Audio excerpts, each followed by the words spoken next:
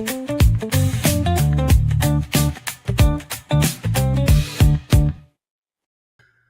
is the Matt Mosley Show. Welcome into my humble little abode, my home studio.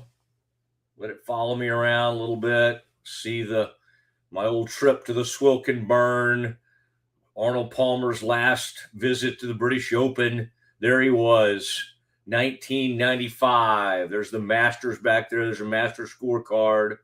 And then those things back over my right shoulder are stories that I wrote in the Dallas Morning News on the 1A. That was back when I was a young writer, and when you got on the very front page, not just the sports page, the very front page of the paper.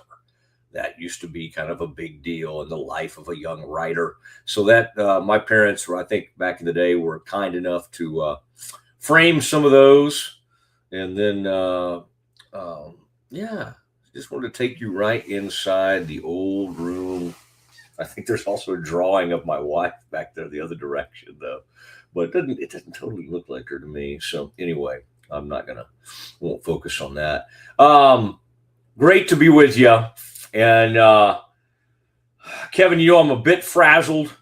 Last night I was asked at our Bible study, I was asked, why I wear sunglasses so much. And I know there's not a great explanation other than I just like that shade, and that's what I'm really most comfortable in. All right. But I have normal glasses. These are my reading glasses. Then I have my driving glasses. But Kev, in a very uncomfortable moment for me, I cannot put my hands on my sunglasses right now. I've either left them in a car that's not here right now. If they're gone, I could really be. So this could be. This is not easy to deal with, but it's fine. We'll get through the show. I do have a collection. Yeah, I see, but you and I are not, sadly, in the same room. I'm scared of all those dogs you have at your place. What kind are those? I'm a proud supporter. Well, I'm not sponsored by. I should be. Yeah. As many sunglasses that I have by this one, but I only subscribe usually to one brand of sunglasses, but I'm not sponsored by them. So okay. It was really taking you a second to get it out. It was almost like kind of I was gonna spill the beans, but it'd be fine. It'd be fine, but I won't. You do support people who don't. So I was in racing for a while, so Oakley are kind of what I got it. That's your thing. All right. Ray-Ban happens to be mine. Although whatever these things are called, like somehow got in my feed recently, and it's called. It's like the brand's called like KAURIAN or something, and it's just, and they look interesting to me, mainly because you can take the thing, you can take and bend them back, and I need, for like tennis and all the things I need them for, that would be good. Yeah. Now, thank you, C&B. Speaking of sponsors, thank you, Central National Bank. Kev, is today the day? Is today the day that we're going to, very excited. It is. Yes. Okay. When we take a break in about 15 minutes, you will see we're going to start airing the new Central National Bank. Now, you've seen them on TV. You may even have seen them during the Super Bowl locally. You never know when they might run. But our primary sponsor, our presenting sponsor, I should say, Central National Bank, the new commercials will roll out today, and they happen to be also the presenting sponsors of Baylor women's basketball over there on the campus. And do we count Foster on campus? Kind of, because it's over there by Robinson Tower. It's not really on campus, but it's so close. It's right across the 35 that we kind of I know, I don't want to get into something. There was a former coach who was very upset they weren't going to have it on campus. We won't get into that. But tonight, I'll be sitting at the Foster Pavilion, and Kevin, with my daughter, who's driving up from College Station. That's going to be fun. That is going to be fun. And because I happen to have some unbelievable friends that I went to school with, and this one happens to be named Chris Petrie, and I'm using the Petrie. And Elena, his wife, before she ever started dating Chris, was a great friend of mine at Baylor. And then they married, and they've been married like going on 28, 30 years or something. And they have at least 2 kids at Baylor, could be on a third. But I'm sitting in their seats tonight. And Kevin, the great thing when you do things, and I've got great friends that last year I got to sit courtside. And we got some. So anyway, it's going to be so much fun, and we're going to celebrate that. And tonight is the return. I will not say triumphant return, but it is the return, Kevin. Rob Wright the third. Rob, there he is in his BYU uniforms. Had a really nice year. Had a good year, freshman year with the Bears. The Bears had signed him to a contract. We were happy to have him back, and we were going to build around him. And he was going to be the focal point of the offense, running the offense. And so we said, Rob, would you like, how's $1 million sound? And it may have been a little bit more than that. Could have been 1.5, whatever. How's $1 million sound? Rob, sounds pretty good. And so Rob Wright signed on the dotted line. Now, we do have people checking in with us. There's Scotty B. If you're watching us on Twitter, go sign up on the YouTube page. And then you too can write things to us, and we'll put it up during the show. Scotty said, put it back up there, Kev, if you don't mind. I kind of like that. Rob Wright will get booed tonight more than Donald Sloan from A&M did in 2009, the year after Donald did a self-alley-oop to himself in 2008. Remember it well. Trying to remember if I was in the arena that night or that afternoon, or if I just watched it remotely. But it was the end of the game. It was starting to become a really great rivalry. A&M had Billy Clyde Gillespie, and then after that, they had Mark Turgeon. And during those years, the Baylor versus A&M games got really good.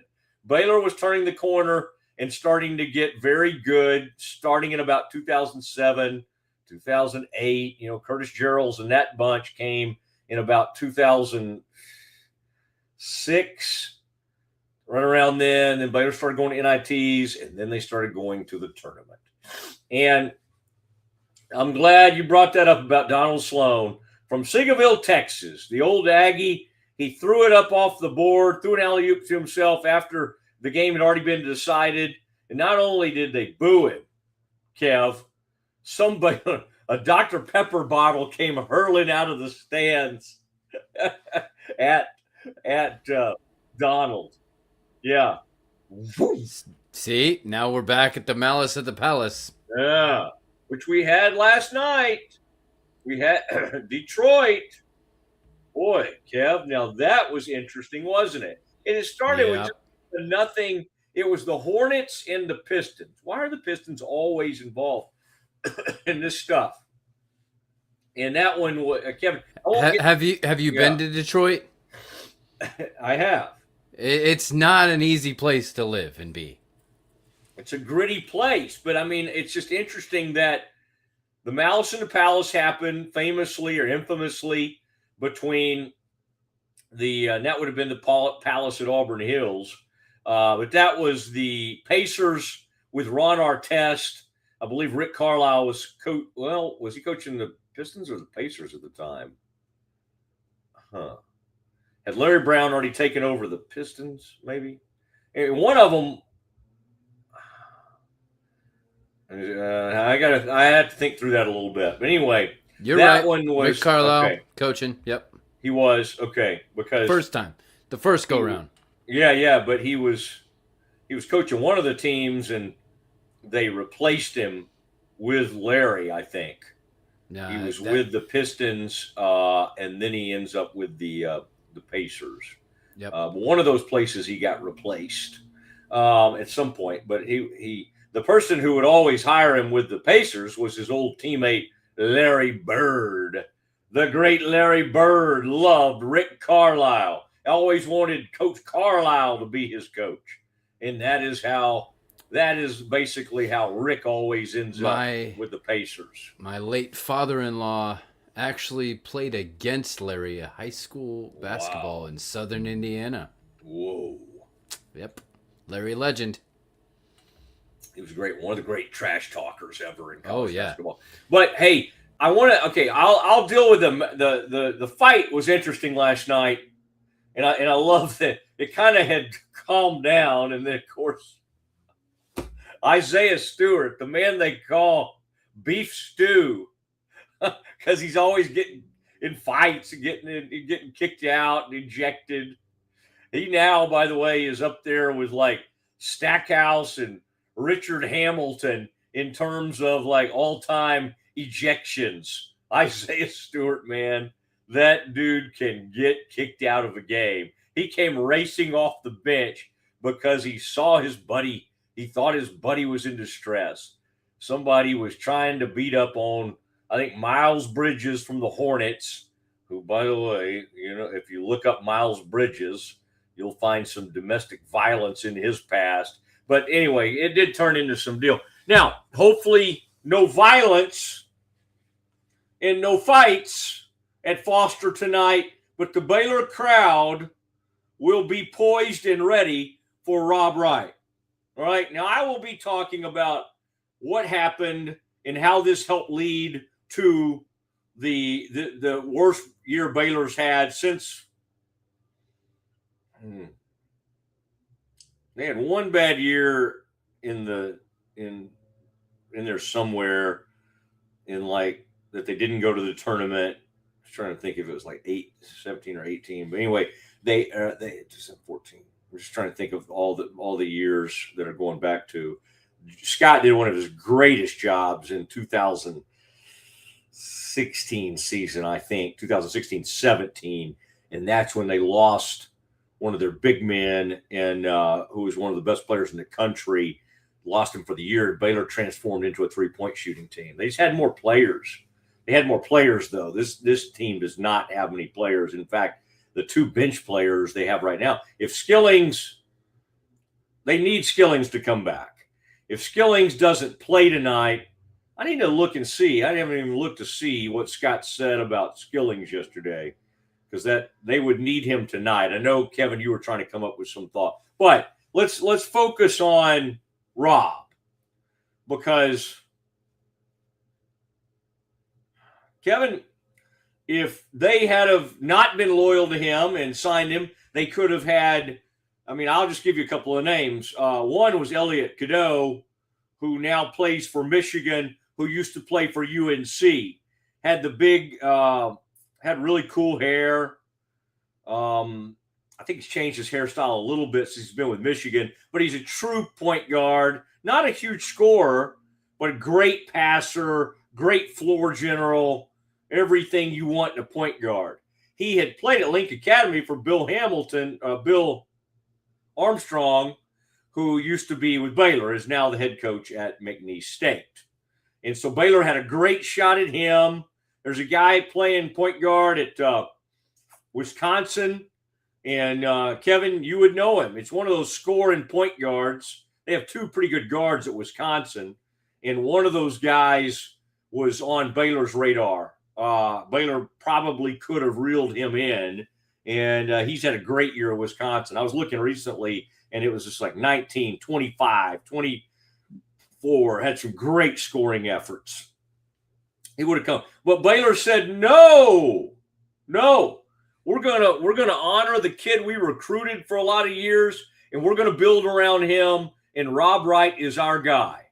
and Rob Wright left them at the I would say altar, but they were married. He divorced them, and the Mormons came in. You'd like to think our LDS friends, might kind of have a higher standard than some other places, but they came in and Rob broke it. Now, again, he didn't have to break his contract. He and his agent and his dad, they didn't have to do all that, but BYU came in and offered $3 million, and Rob said, "We will see you later." Could Baylor have matched? That would have been too much to match. Did he give him a chance to match? I don't really think so. Did he? It fouled up everything.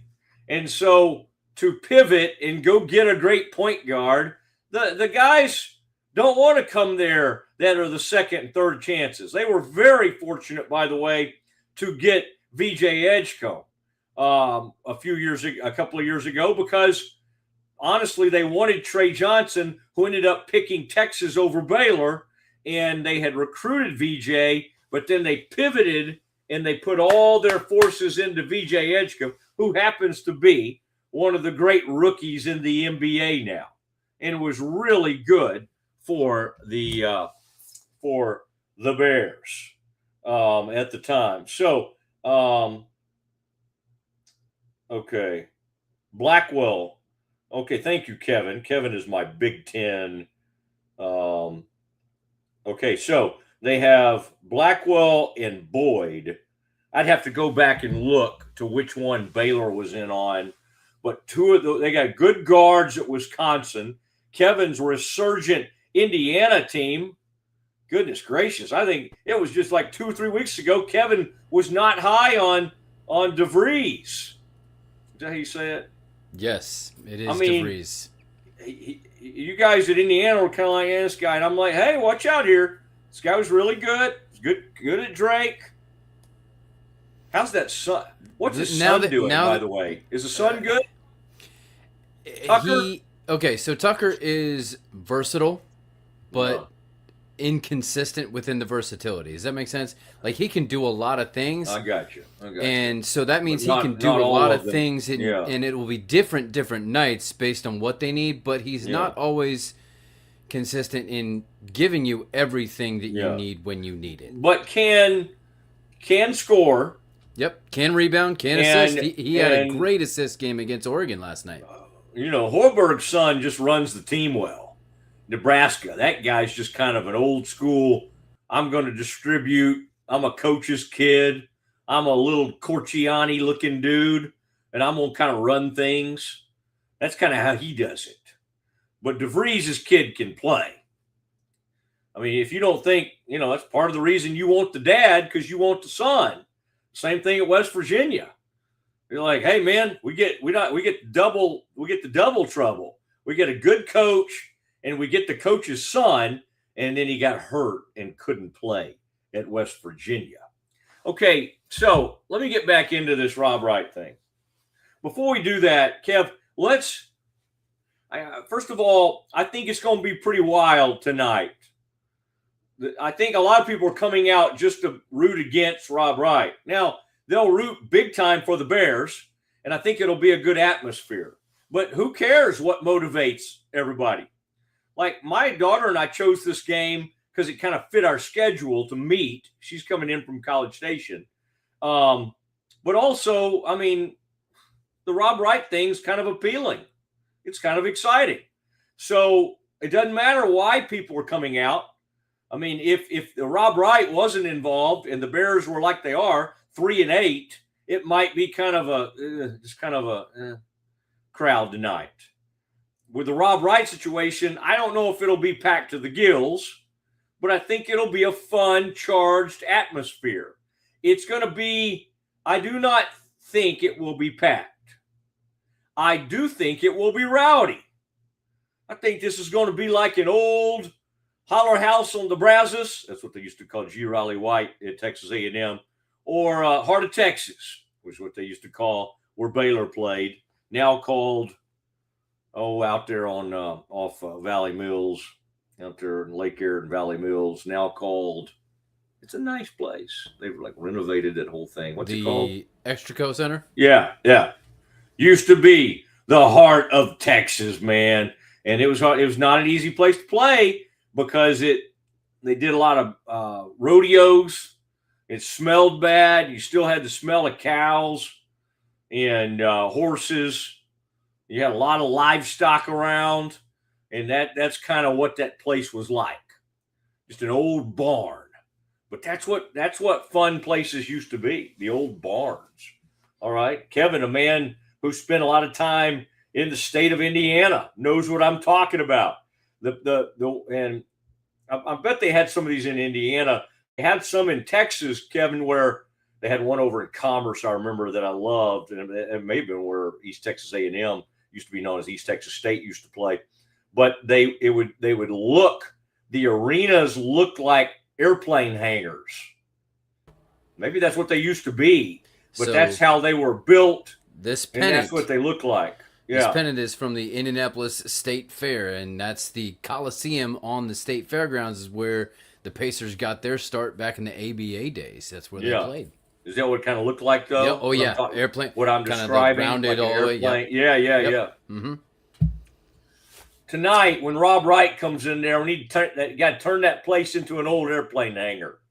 The pavilion's a gorgeous place, but it's built where everything's kind of in on top of the players, and it's built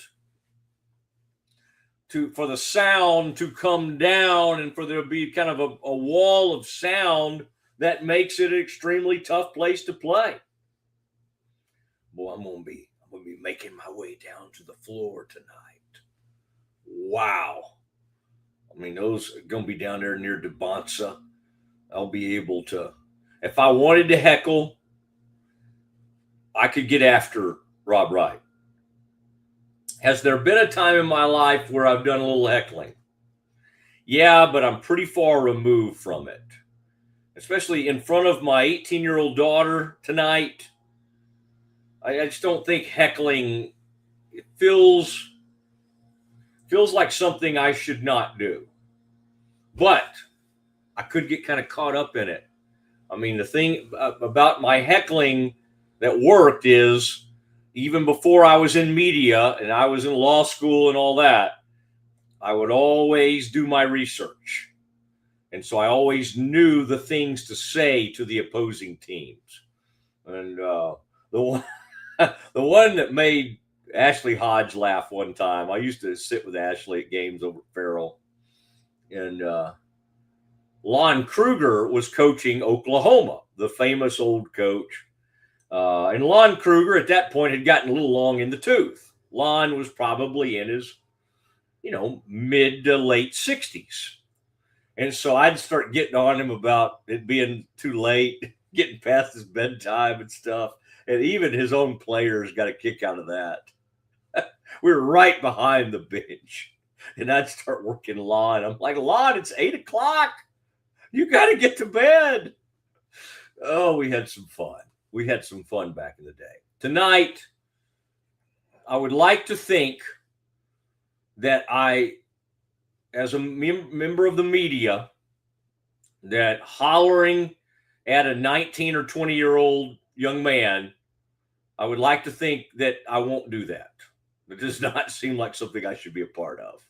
But I'll be down there. I'll be close. And so we'll hear it all, and I'll be able to report back tomorrow. Kevin, I'll try to do some from the scene, kind of panning around, seeing if I can account for some of it. All right. Sure. Hopefully our students, they'll be tough. I know they'll be tough on BYU. Let's leave the expletives out. And whatever we do, if you're watching this, whatever we do, let's not get into any religious. Now, there might be funny religious things to say that have to do with the Mormons. I'm all about that. I mean, the Book of Mormon is kind of profane. That was a very funny musical, very well done. But the saying awful things like what they were saying at Oklahoma State, come on, man. We're better than that. We are better than that. So let's stay away from that.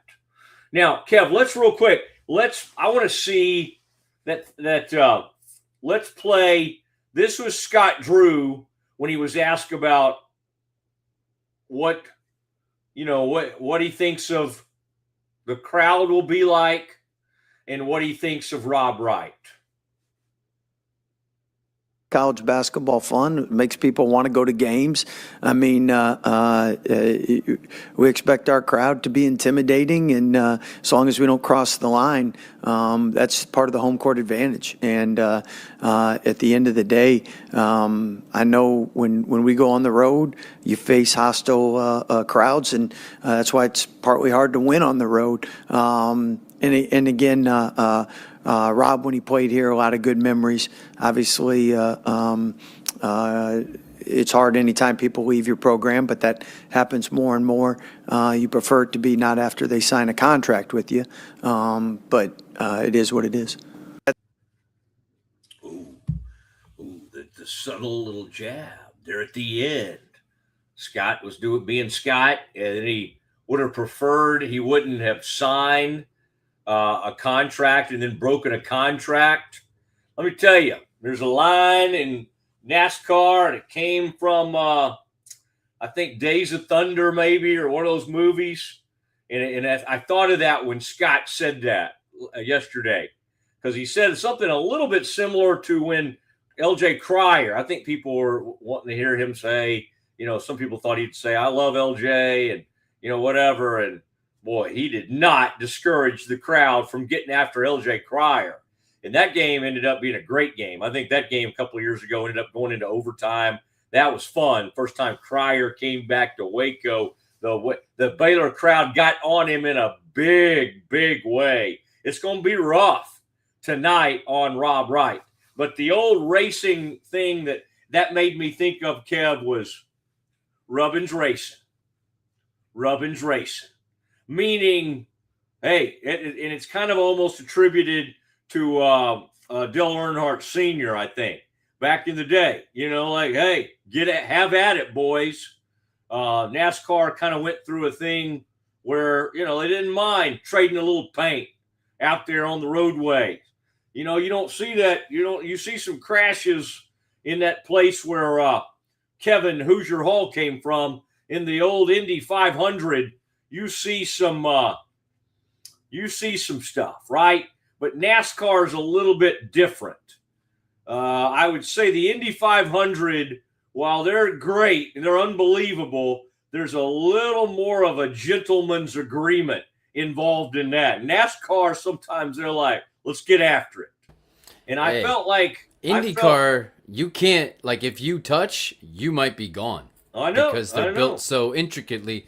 Which could happen in rub NASCAR a little bit too. Yeah.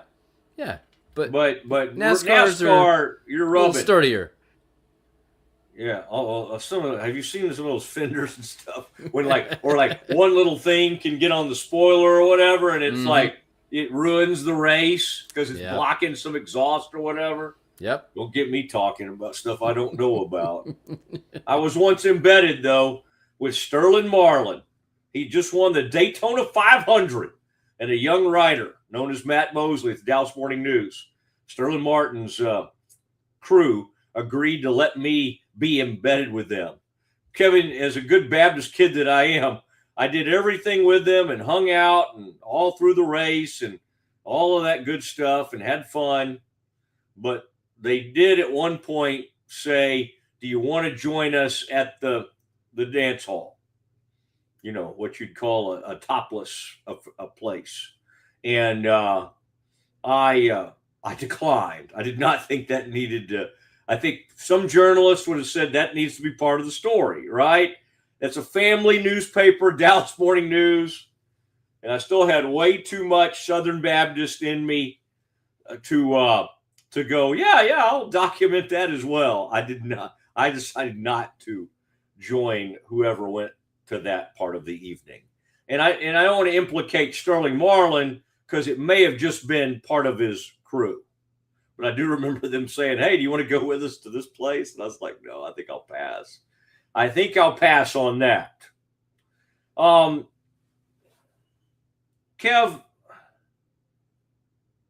Rob Wright left Baylor in a lurch. Now, unfortunately, all the things they were trying to put around him, a lot of that hasn't worked. They tried to bring in, the pivots, and I need to look back and think about all the timing on things because, did they know about Rob Wright when they went after Ratai and Obi Agbum and some of these other guys? They were really excited about Bodo. Big man, long, they were really going to build up their front court. So they were going to have, by the way, Caden Powell, all this negative stuff we're talking about, there's a lot of negative. I mean, let's not mince words here. This season has been a disaster by any measure, by Baylor's measure, by a team that won the national championship. And oh, by the way, the next year may have been headed toward another one. They were a number 1 seed the following year. So they win it in 2021. And then in 2022, they're a number 1 seed. And they almost come back and make it. They should have gone to Sweet 16. They came back forced overtime when they were down by 25 to UNC. And they had that unbelievable comeback fueled by Sohan. And, who's the guard that came from Georgetown? Interesting point guard. Was not, had some character concerns, I would say. But it ended up having a pretty interesting season for the Bears. But they went, people act like after the national championship, Baylor fell apart. The following year, if Joshua hadn't have gotten hurt, and by the way, Sohan stepped up big time, but that team was headed toward another Final Four. They were a 1 seed. The following year, I think they were a 2 seed, 23. Now, the 25 season, that team was lucky to win a game in the Big 12 in the NCAA tournament. The year before, they had Misi and Walter. And they lost to Clemson. So, again, they have not been to the Sweet 16 since they won the national title. That's not good enough. It's absolutely not. But this year has been an unmitigated disaster. And it can't all be blamed on Rob Wright. But this team, think about if you had Carr and Tunde, and you would have had both of them because they were both. Carr was already here. Tunde was on his way. So they were going to play with Rob Wright. You would have had a guy who could penetrate, score, shoot the three, and make life easier on Tunde, who may, of all the freshmen, may be the most fully formed human. Just strength-wise, he's unreal. Carr, being able to get open looks, open lanes to the basket, use his athleticism. Rob Wright would have made that so much easier. So you would have had Rob, Carr, Tunde, but again, now here's where Scott and his staff, they got to own it, and they have. And they're going to have to make changes. I mean, I'm sorry. This GM, what do GMs do? Do they not, have to determine and help allocate and help decide where the money goes and help decide who the players are going to be? Whoa. So they missed wildly on Ratai. They did not find an actual point guard. I will say on this team, Isaac Williams has exceeded expectations. He's better than advertised. Caden Powell, who was supposed to be a backup center and has had to become a starting center, has exceeded expectations. Cam Carr exceeded. Did y'all know he was going to score 20 a game? I didn't. Tunde's been maybe a little bit below expectations, but has moments of brilliance. But, with Rob Wright, And these two freshman studs, or not freshmen, Tunde's a freshman, Cam Carr's, I guess, I don't know, technically like a redshirt sophomore. Or is he, let's call him a junior. These are NBA. They had 2 NBA players, and they would have had them with Rob Wright. That's definitely a tournament team. Maybe even like a 6 or 7 seed. But it's definitely a tournament team. Rob Wright. Now, should Baylor have done a better job in pivoting? Yes, absolutely. I mean, let's remember, the A&M coach got that job late because that coach decided to go to Maryland. Buzz. And had to overnight throw a team together. Does A&M have more NIL money? Probably so. Not like football. Basketball is a different animal. They're not. I don't think we're like blown away by A&M's NIL program. And I don't think we're blown away by Houston's, although it's ridiculous to call them poor. Okay. All right. There's more for me to say in the 2:00 hour about this whole Rob Wright thing, because it's kind of the flavor of the day. I will be at the game. It's going to be interesting, and I can't wait to get down there and do all that. But tell you what we'll do next. Kevin's been looking around. We had some major college stuff happening, and we have major stuff happening with college athletics on all this Bediaco, all this stuff that's coming down the pike, all of that happening. We'll do Campus Confidential, and we'll do it next. If you want the best for your body, you want Ascension Providence, the largest sports and orthopedics group in Central Texas. Using innovative and cutting-edge technology, we're able to understand your body better than ever, delivering treatment with precision. And with our fellowship-trained and board-certified doctors, you'll receive excellent care. Work with a team dedicated to your health, wellness, and safety. So you can perform. At your best. Ascension Providence, caring for Texas families for over 120 years. Central National Bank, this is Nicki. How may I help you? Yes, can you please transfer me to the loan department? You want to transfer? Yes, please. I'm sorry, you can't transfer right now. What? Have a good day. Yes, how may I help you? Hi, I would like to transfer money from my C&B account to another bank. Absolutely not. No. Have a great day. Wait, hold. I'm on your website and I'm trying to find the link for your payment portal. The portal is currently unavailable. Have a great day. We've received a few complaints. Correct. We no longer allow any outgoing transfers, only incoming. But the good news is, no money is leaving the bank. Like, none.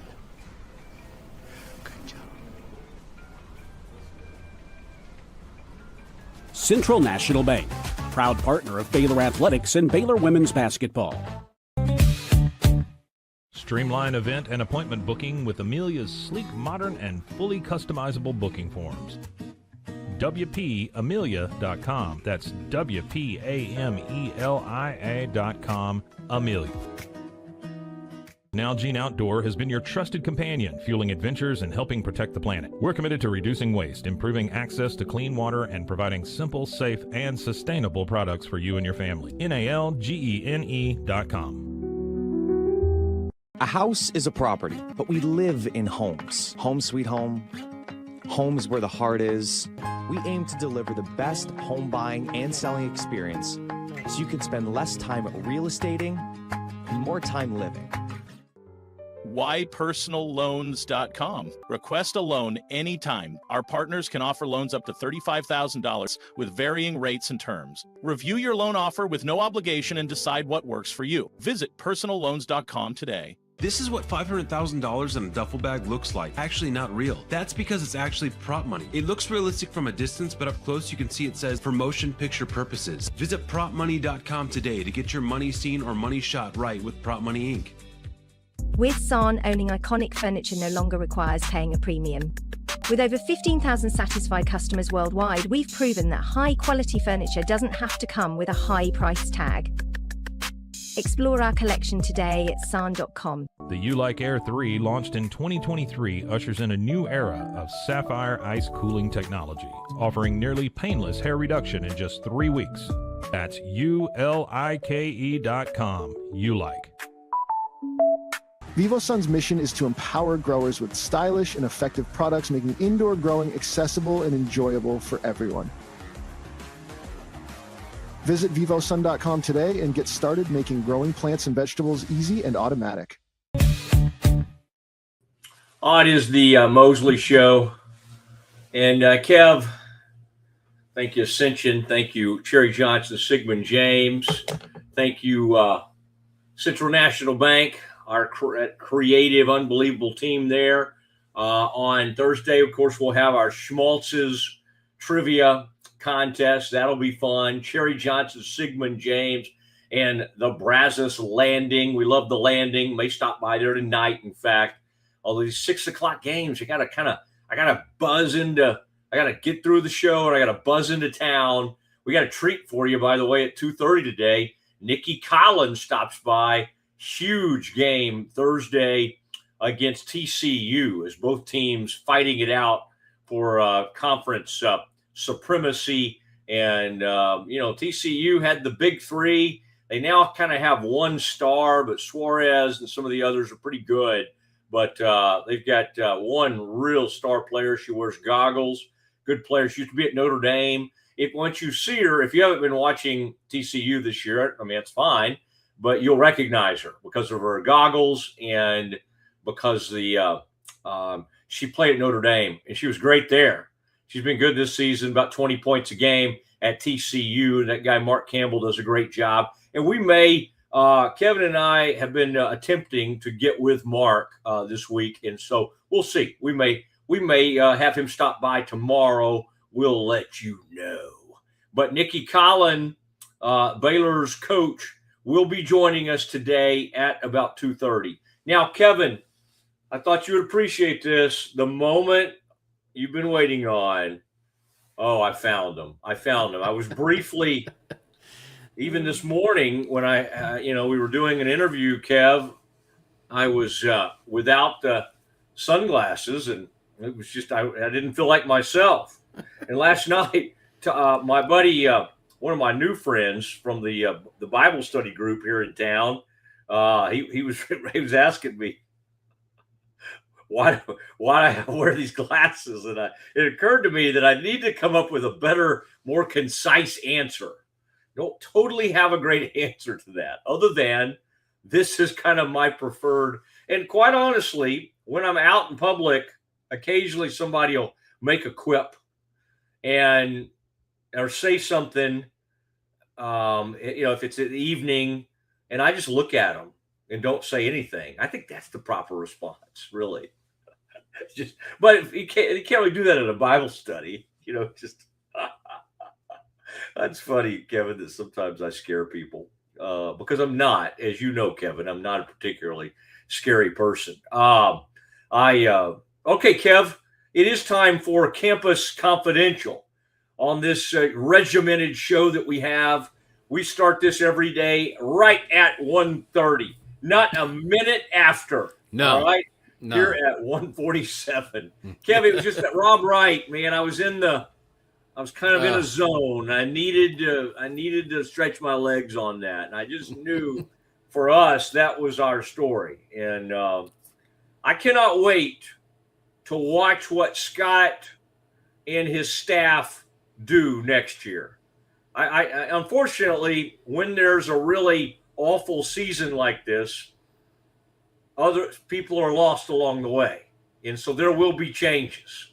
And there's going to be more money. I think Doug McNamee will help see to it, and I think there'll be plenty of people looking to help with that. But I think the money people that I've talked to, I'll be seeing some of them tonight. They need to see a plan. They need to see a better evaluation plan. And that some of that will be fueled with money. All right. If that's a GM with NBA experience, or if that's a GM with a better eye for talent or understands the scouting more, but somebody at Baylor, we're not going to name names, but somebody thought they discovered the next Jeremy Sohan when they found Mikey Ratai at Oregon State. Listen, people whiff in the NFL. They miss on quarterbacks. And you know what happens in the NFL? They move those folks right on down the road. They rarely survive that. Unless you happen to be with the Colts organization. Unless you own the team like Jerry, or apparently with the Colts, they have stuck with the GM for a long time. I found my glasses, but I left my coffee. Killer. I cannot function. I'm out, by the way. Out of K-Cups. Can you imagine that? Somebody sent some K-Cups over here immediately. How do we even live in this war, in this country? Like what? But like pre-cell phone. I mean, Kevin, you and I both lived in a pre-cell phone society. Yep. I mean, you were a little kid. I went to Baylor. I went off to college. Yep. And I didn't have a cell phone. Yep. And then at some point, my dad would let me get that car phone. He'd let me take the car phone back to school with me. And that was pretty cool. And it was a big, it had to be like in a kit. It had a big case. And I, get the car, be on the car phone, riding down the road, man. Now that was big time with a big, but again, it looked more like a normal phone, but that was a big moment when you could plug in the car phone and then the flip phone, baby. That Ericsson flip phone was pretty good. Pretty good. I can remember the first text messages just thinking, golly, man, you didn't even know if that was a thing or if it lasts. I tried to hold off on Twitter. And then I realized if I don't do Twitter at where I was at ESPN.com at the time, I might as well be not even in this business. And so then I had to embrace Twitter. And then I did the idiotic thing where I had built it up to about 50 or 60,000 followers, and I left them. Instead of taking them with me to my new gig, I was like, well, I don't think I can take these. I don't think that would be right. And I left ESPN 50 or 60,000 followers on my old account. And I formed a new account. It's just so bad. Such a dumb move by me. Okay. Kev, let's what was I thinking? Somebody should have been in my ear, you don't have to give all those back. No. Just change the name. You're good to go. I know. Yeah. But I was being my heart was in the right place. It was in my mind, I was being honorable, and I didn't think that was fair to take all the people with me, but I absolutely should have. Yep. Kev, what do we have in what we like to call a campus? And why can't we put the campus logo with the Central National Bank logo? Why is that impossible? We can fix that. Okay, all right. I like these are the things I like to invent things to be upset about. Okay, Kev, what do we have? Well, Darren Peterson didn't play in what you called yesterday the biggest regular season game this season, and Kansas still won. So what does that say about Peterson, and what does that say about this Kansas team as a whole? Well, I think it's kind of like Bill Self said after the game. This building won us the game. I think it speaks to the greatness of Fog Allen. And listen, Assembly Hall and where you cut your teeth and all these other places, Hinkle Fieldhouse and all. These are great places. They're the place out where the Texas Tech plays. They're great. But Duke Indoor, I'd love to go to Cameron Indoor Stadium at Duke. I'd love to see it. Okay, the Dean Dome, all of it's great, but they pale in comparison to Fog Allen. And at some point, that second half, that place lifted that team. Now, Badunga's great. I love that guy. And I love Melvin Council Jr., although it was hilarious that he ended up being he didn't even know till after the game that he shot 6 for 25. and the mics picked up Badunga saying, dude, you need to distribute the ball a little bit more. You got to get some other people involved. Very funny. But it is, it ended up being a great game and a great atmosphere. But this is the story of the season in college basketball, is this Darren Peterson. It's very unfortunate because he is great when he plays. But the key phrase there is when he plays. And within an hour before the game, he's out there warming up. Everybody's ready for the big matchup. Number 1, Arizona is in town. By the way, Baylor had this happen. Baylor had an undefeated season going, and they were unbelievable. That one season, Baylor and Kansas were both great. 2000, not the year they won that. Well, they were great and they were in the national championship. But the COVID year before that, 2020, they were unbelievable. But like, it's okay every once in a while to get a loss if you've won like 23 straight. I promise you that will be fine for Arizona. I didn't think Koa Pete was at his best. I thought that Burry's kid was awesome. But I did not think Kansas was at its best. That point guard, who's really good, I didn't think he was great. Now, a lot of that had to do with Kansas. But I would say, Kev, I still think Arizona's top 2 in the country. Maybe still number 1 in my mind. I don't think because Kansas beat them, Kansas is better than Arizona. I think in that game, the ghost of Fog, and if you don't think, and I've had this conversation with Scott and others, and Fran Fraschilla, if you don't think that wall of noise doesn't impact those officials, you don't understand human nature. Psychology, basic psychology would tell you that it absolutely impacts the officiating.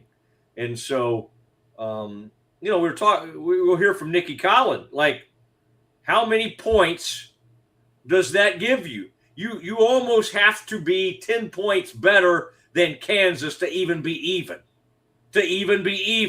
With that kind of noise and with that kind of, and the crowd got behind them.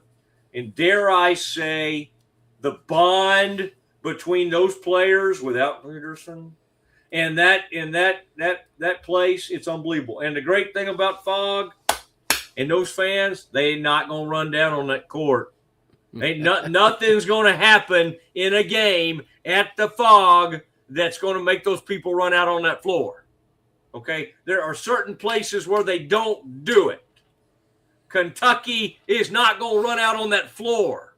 Now, sadly, back in the day, they never would have run out there for an Indiana deal. But, Kev, it's been so many years in the wilderness. If Indiana beat the number 1 team in the country on that floor, they might go running out there. I don't know, though.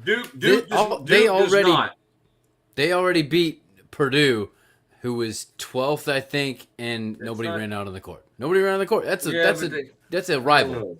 I know, but still. That's basically the same thing as North Carolina do. I don't think those kids know. The kids are way too young to understand what Indiana used to be. Their parents could have told them about it, but they don't. These college kids have no feel for what Indiana used to be. And you know who was in the house for that Indiana game? Was it 2 nights ago? When was the last Indiana game? Last night against Oregon, or two days ago. Was that the game? Was that the game when Bobby's team was in there, the 75-76 team? That was last night. They honored him, got a statue up, and the whole thing. Yep, pretty cool. Where's the statue going to be? Right outside one of the gates. Oh, Quinn Buckner. Oh, good to see Quinn. Quinn's obviously aged quite a bit. I would say the worst NBA coaches ever as a head coach would either be Quinn Buckner or Jimmy Clemens, who I think was with Michael. I think Clemens was with the Bulls, maybe. Whoa, man.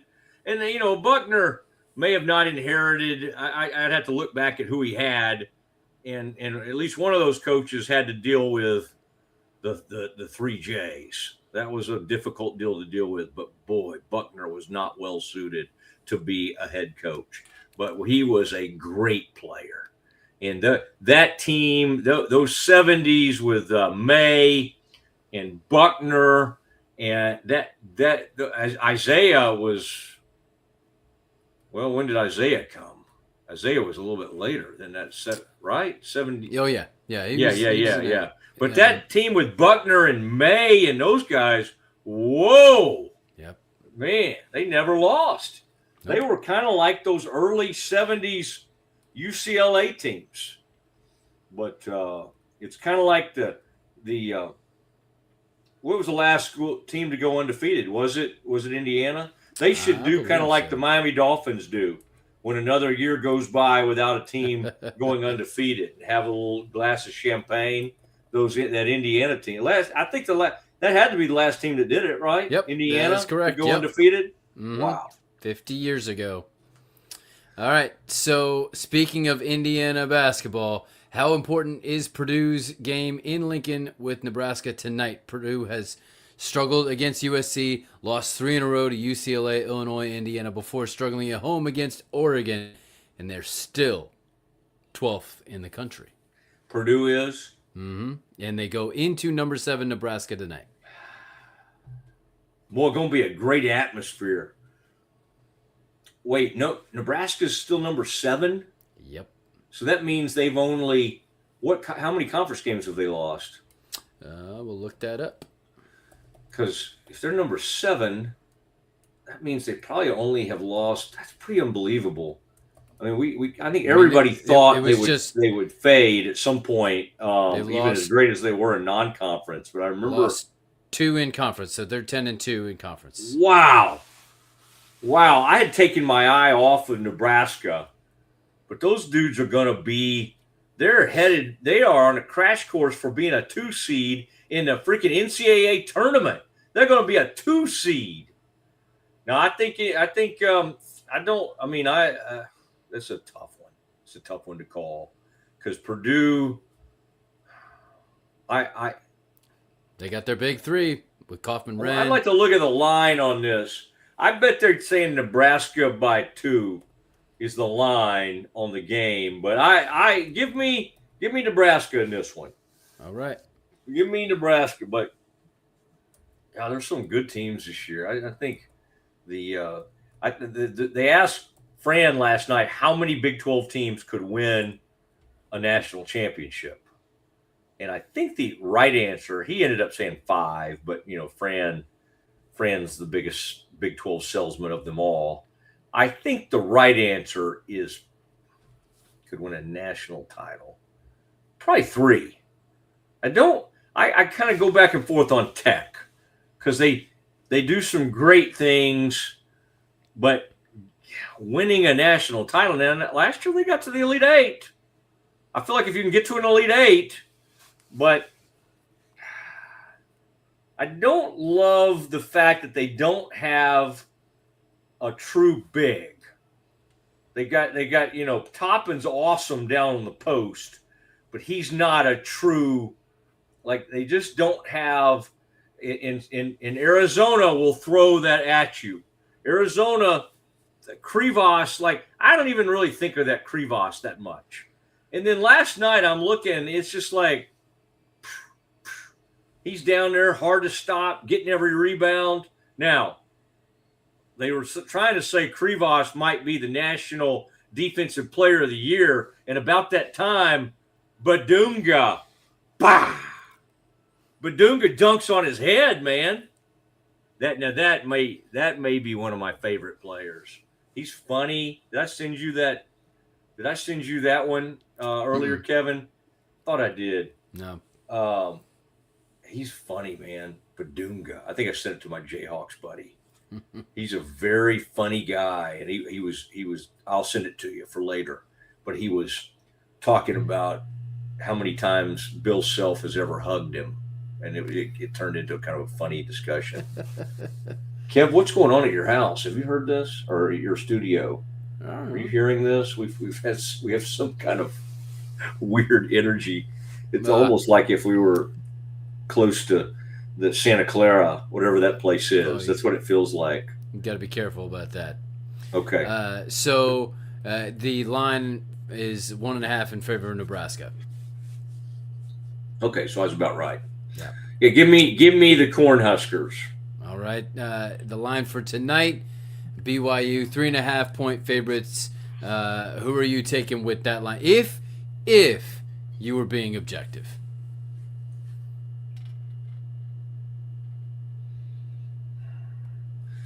BYU favored on the road at Baylor by 3.5. Yep. If I were being objective, and remember, Baylor against a top flight Iowa State team. Iowa State's top 15 team, top 10. Is Iowa State top 10 again? Yeah. Baylor only got beat 72-69. A little bit misleading. Yeah, if I was just a true Vegas and could look at this objectively, which is very hard for me, I would think this would be a pretty easy bet, and you would bet on BYU to cover. Because at home, Baylor hadn't competed. They've gotten run off the floor by all the good teams. They could not stay on the floor with Tech. Thank you. Goodness gracious. I don't know what was happening there. They could not stay on the floor with Tech. Houston ran them out of the building. And in the second half, they pretty much got run out of the building by Iowa State. So they are playing better. I so want this to be a good game. I so want them to win. So, but yeah, from a Vegas, that's why I would not touch this game from a betting standpoint. But, and this is why I'd probably end up losing a lot of money, because Baylor will probably cover, or Baylor may even win the game. They're begging you to take BYU. And I think this is an easy call, because I think BYU is angry, and they are now 5-5 in conference, and they have underperformed, and they have at least one or two really bad losses mixed in. Like, you don't lose to Arizona or Houston or Iowa State or Tech and count that as a bad loss. But if you mix in a loss to Oklahoma State, no matter where you play them, and I believe they played them there. Yeah, they did. In Stillwater. That's a horrible loss.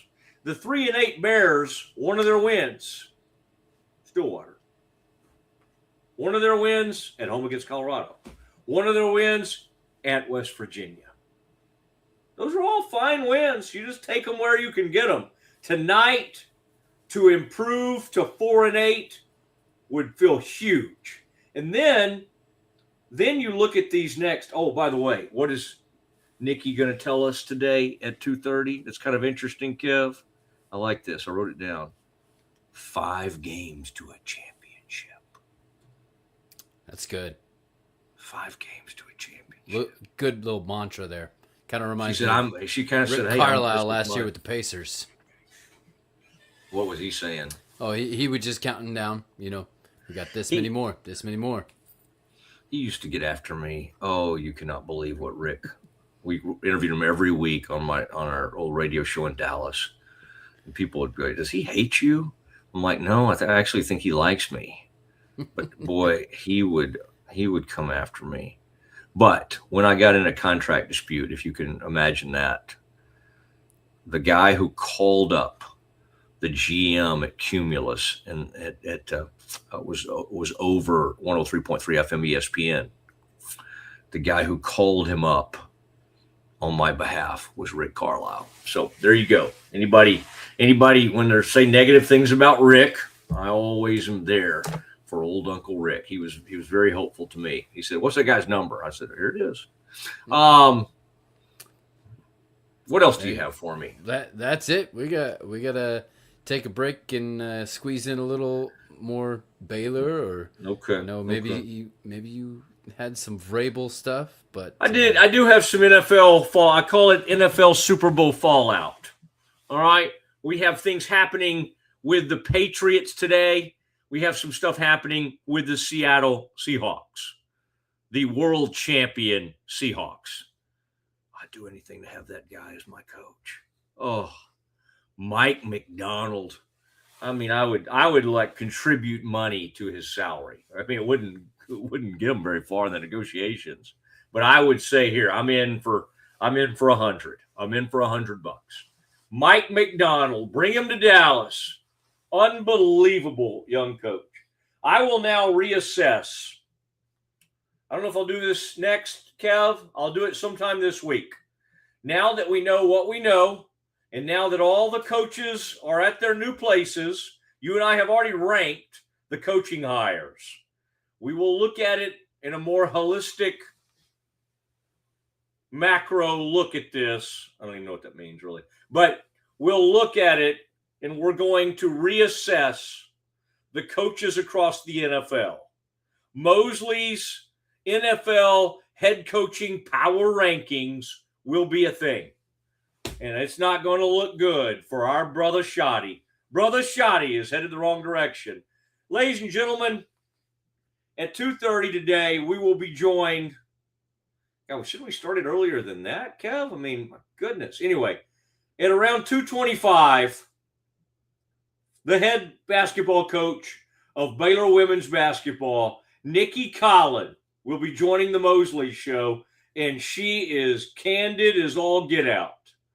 That happens in just 10 minutes.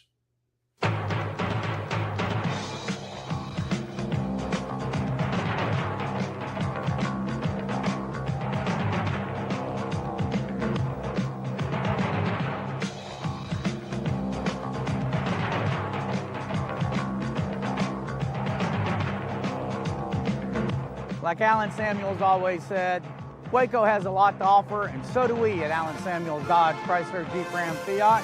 Come by, let's be friends. Ready for a better kind of primary care? At Patient First Direct Primary Care, you get unlimited office visits with same-day or next-day availability. And instead of rushed appointments, we take the time to actually listen. There are no insurance hassles, just clear, simple care. You can reach us by phone or text because access shouldn't be complicated. Our practice has expanded to include Medicare-age patients as part of our direct primary care model. It's a fresh alternative to the traditional insurance or government-driven systems, care that finally puts you first. For more information, go to patientfirstdirect.com. Experience the future of secure private cloud storage with Internix. Protect your files with end-to-end encryption, ensuring your data stays private and accessible only to you. That's INTERNXT.com today.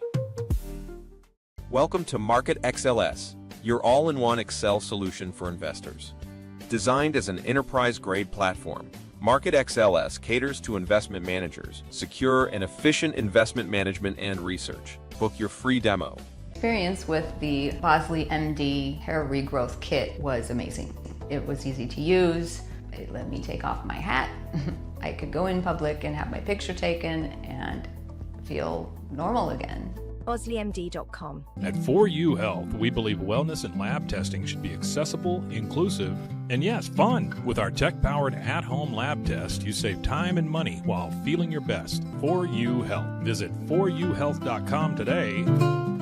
BadCreditLoans.com is a pioneering service provider that has carved a reputation in the financial industry. Simple, fast, and reliable loan application process. And its commitment to responsible borrowing makes it a trusted partner in the journey towards financial stability. Unlock a world of convenience with Mullybox, your one-stop solution for personalized subscription boxes delivered right to your door. Each box is tailored to your taste. Mullybox.com. That's MULLYBOX.com. With a focus on performance, design, and customer service, we're here to help you work smarter, not harder. Join us on our journey to simplify your world. Visit acasis.com today. That's ACASIS.com today. Experience the perfect blend of exquisite craftsmanship and life-changing technology with Gevi. Every product is built with precision, featuring specialized parts that ensure durability, efficiency, and safety. Upgrade your everyday with Gevi. Visit us at gevi.com to discover more. And now back to the Mosley Show. So you can kind of tell, can't you, Kevin, that I got a little trim now? I took my headset off. Yeah. Little, not quite. Yeah. Call a lid reduction there. Yeah. We reduction there. Hair was getting a little out of control. My daughter had to inform me I needed to get a haircut. I'm going to see her today at the Baylor game, so I thought maybe I would go ahead and see to that. We got a lot going on, and the big news today is that Rob Wright is coming in to Waco. He's returning, and in what feels like a lost season, although you never know, you could win 4 out of 5 games and put yourself back in the NCAA picture. It'd be one of the most stunning turnarounds in the history of anything I've seen, based on the way the Baylor team has played this season, for much of this season. But they are playing better, and they stayed in the game at a top 10 team at Iowa State. And I think it probably just reminds you, with Rob and playing with next to Cam Carr and Tunde, this could have had the makings of a pretty special team. What would they have been? Would they have been as good as Tech and Kansas and Arizona? Maybe not quite, but they certainly would have been in the picture. The conference generally has like 6 or 7 teams that truly deserve to be in the NCAA tournament. This year's a little odd because after your top 5, there's just a pretty big fall off. And while UCF has had some good wins, that would be the next best team. I don't think they're that great. They have some interesting players on the team. One of their former players is the star player for Auburn, by the way, now. And he's kind of an interesting, is it Keyshawn Hall? Anyway, so there you go. It's tonight is going to be very interesting at Foster Pavilion. I will be there. And in fact, I'm going to finish the show here in a little bit after our interview with Nicki Collen, and then I'll race on down there to be in the arena tonight as the Bears get it on with BYU. And it's going to be a show. It'll really be interesting. And we've seen we already saw LJ Cryer come back with Houston, and boy, people got on him pretty heavily. And that was pretty interesting. Baylor, when they went to West Virginia a few seasons ago, they jumped on Jalen Bridges in a big way. And they were really rough on him. And it probably did cross the line, but I remember even having Mac Rhodes on and talking to him about that. And I hope it doesn't tonight cross the line, but it's going to be pretty rough in terms of the booing and just the what is aimed his way. And we shall see, because the thing I want to remind Baylor people of that are going tonight, let's just keep away from any of the religious stuff. All right. We don't like people that, rip Christianity or Baptist or whatever. We're all the things we're associated with. So, the LDS church and Mormons in general, I would just say go easy on some of that stuff. For goodness sakes, the people out in Stillwater embarrassed themselves with some of the chants they had. And so Baylor obviously is better than that. Now, I got a lot of Oklahoma State people in my family, and they're good folks. So it wasn't all of them, but it was a group, and they got carried away. So this kind of thing can happen. Nicki Collen will be joining us soon, and we'll take you to the end of the show today with Nicki Collen, and they got a big game coming up against TCU, and we may check in. We'll see tomorrow, see how it goes, but may check in with a TCU head coach tomorrow, Mark Campbell, who has really changed the way people look at that program. They were not really for 15, 20 years, when Kim was the coach, basically maybe her first year. I don't know if she ever lost to TCU, but there was like a 20-year streak of not losing to TCU, and then they've won the last two. They won the Big 12 championship, and then they won the game before that in the regular season. So Baylor owes them a little something, and Baylor needs a great crowd to get behind them in this game. And then the team needs to let the crowd help them, and needs to play, and needs to not turn the ball over, and needs to be smart about things. Jana's needs to remember that she can back up that dribble. Now, just a little bit of stuff going on with the NFL. Mike Vrabel came out today and has said that this is the Patriots coach, that New England is committed to keeping Will Campbell at left tackle. I don't think I'd say that yet. The number 4 pick in last year's NFL draft had multiple blocking miscues. This is how ESPN wrote this story. Mike Reese from ESPN.com. Kev? I mean, that's kind of a nice way to put that, isn't it? Multiple blocking miscues. Miscues is doing a lot of work there. He got his rear run over. He got completely obliterated and abused over there at left tackle. And they lined up whoever they wanted, and they sent him. Hey, Chason, it wouldn't have been Chason. DeMarcus Lawrence, you go get him. You go get him this time. Leonard, you go get him. Leonard Hamilton, you go get him, man. Wow. Seahawks got after him. And that was but they did say, now he acknowledged the scrutiny that Campbell faced in his rookie season. He compared it to playing quarterback and cornerback, and he said even being a head coach. So they're gonna they're gonna keep him there. He went on to say he shared that he tore a ligament, Campbell did, in his knee November 23rd against the Bengals, relayed that he can handle the criticism. Campbell said it comes with the job when you don't perform. Obviously, I was picked high, paid a lot, so people expect a certain thing, and I expect more myself. Way to handle it.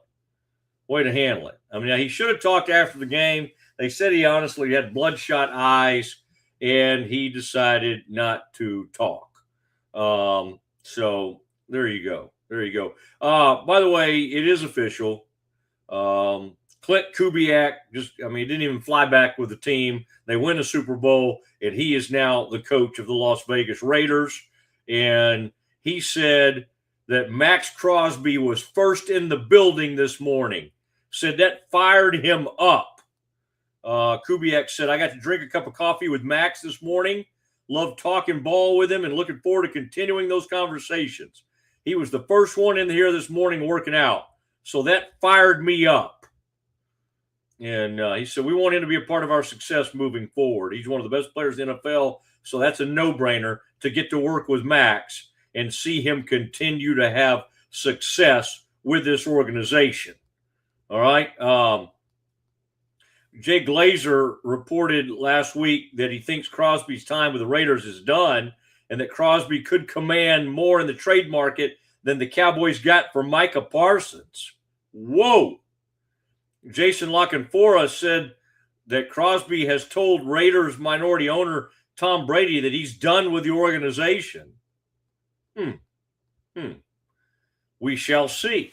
And would the Cowboys want to be involved at all? That would be very, very interesting. I thought you would like this one, Kev. Headline. This headline had you written all over it. More than $24 million was bet on whether Mark Wahlberg would attend the Super Bowl. You know, this is the whole, how do you say that, Kevin, Kalishi or whatever, the prediction markets, all of that. It's going crazy.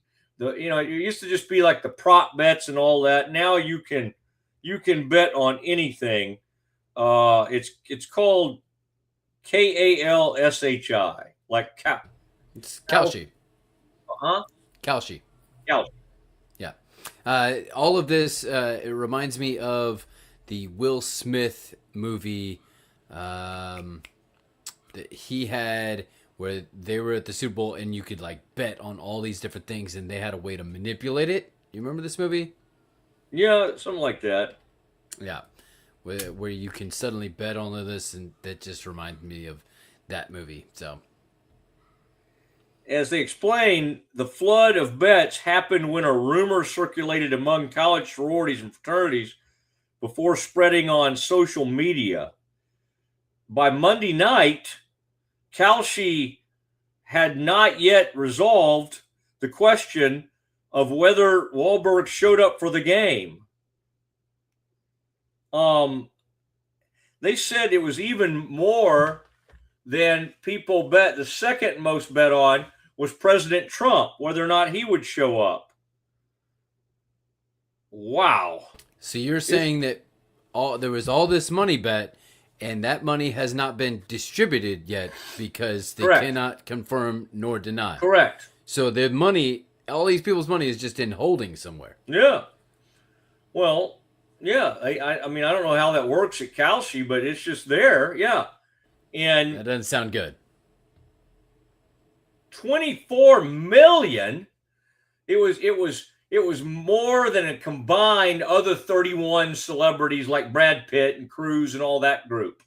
31 combined. For whatever reason, Wahlberg just kind of ran laps around everybody. Drake May's not going to have surgery. I did see that earlier today as well. All right. This is the place you come for the big interviews. And we support and really enjoy women's hoops. The head basketball coach for the Baylor Bears, her name is Nicki Collen. She joins the Mosley Show next. As part of Central National Bank's partnership with Baylor women's basketball, we asked Coach Collen to take a shot at improving the efficiency of our drive-thru.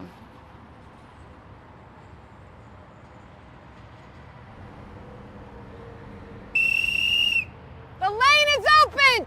Drive the lane! Attack the lane! Go! Go! Go! Go! We have a few kinks to work out. Is this what you had in mind when you invited her? No. I think you should say something to her. Me? Let's make Craig do it. Okay, yeah. You're gonna take this canister and you're gonna shoot it up. Be all right. Be all right. Just be confident. Hey, Coach. Can I have a word with you? Craig, not right now. I'm with a customer. Okay. Central National Bank, proud partner of Baylor Athletics and Baylor women's basketball.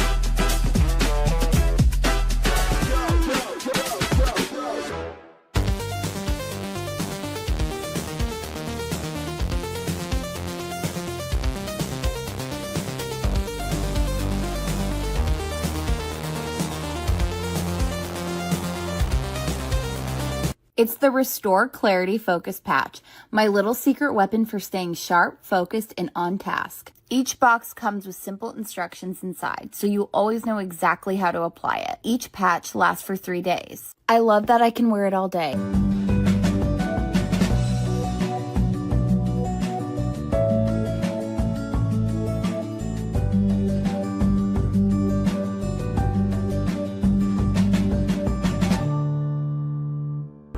But boy, it looked effortless. Man, watch this. Layups, floaters, threes. He was like an unsolvable equation. I was born like this. His resilience, his strength, his belief, adversity never stood a chance. Know your power. Happens to be a big week with Baylor and TCU locked in this conference race, and all eyes turn to the Baylor TCU game on Thursday. Coach, welcome back to the Mosley Show. It always feels like a lot has transpired since we've talked, but you guys have gotten back. You had a brief setback, 2 straight wins. How are you feeling about things?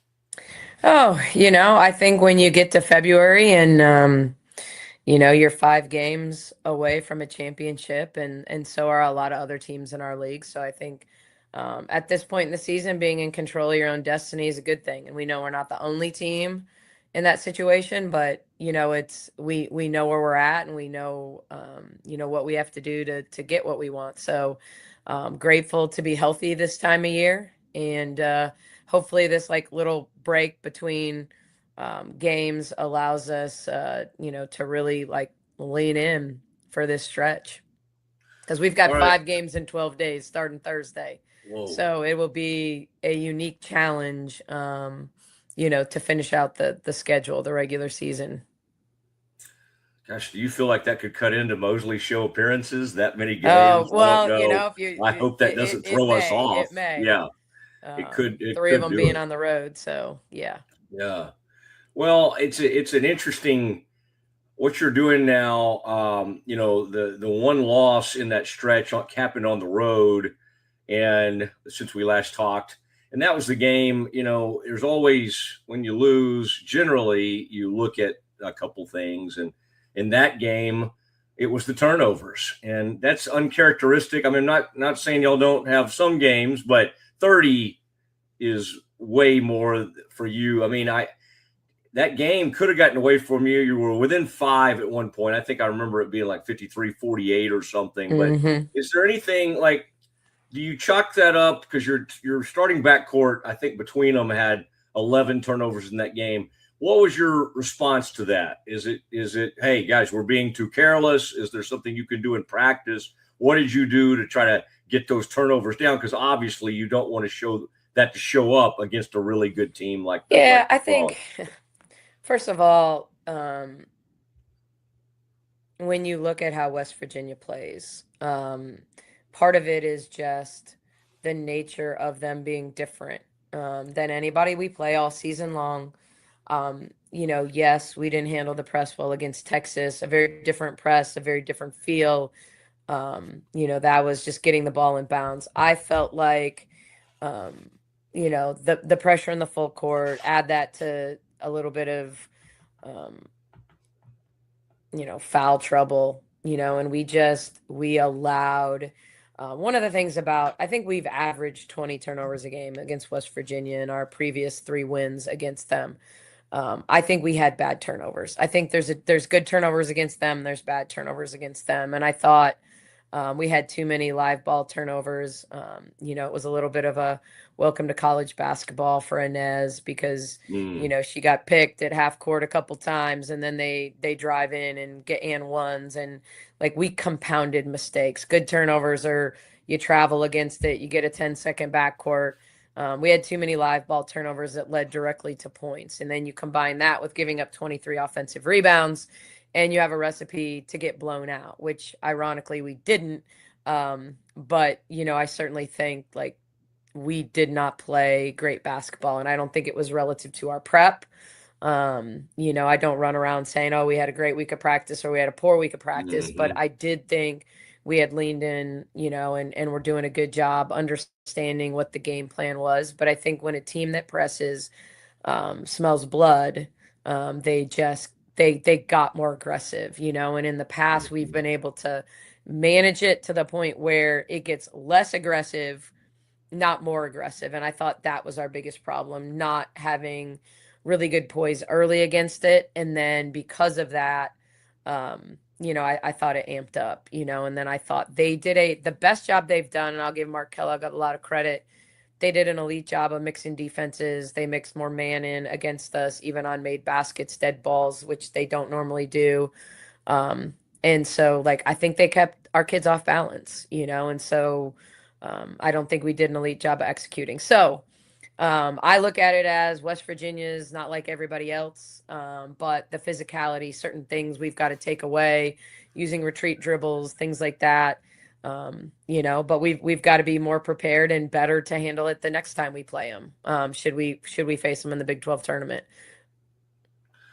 All right. And I mean, at the end of that game the other night,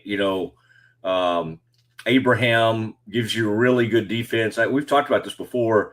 The depth on your team is a huge strength. And like you say, you might not always know who's going to be hot, but there's Nelms with 12 in that game the other night. And that's got to – I just think that's got to be a really nice thing for a coach when and you got in more foul trouble than you wanted the other night, but you've got big-time rebounders, shot blockers, some people you can bring off the bench that can put out fires, that kind of thing. That has to be kind of a comforting feeling for a coach.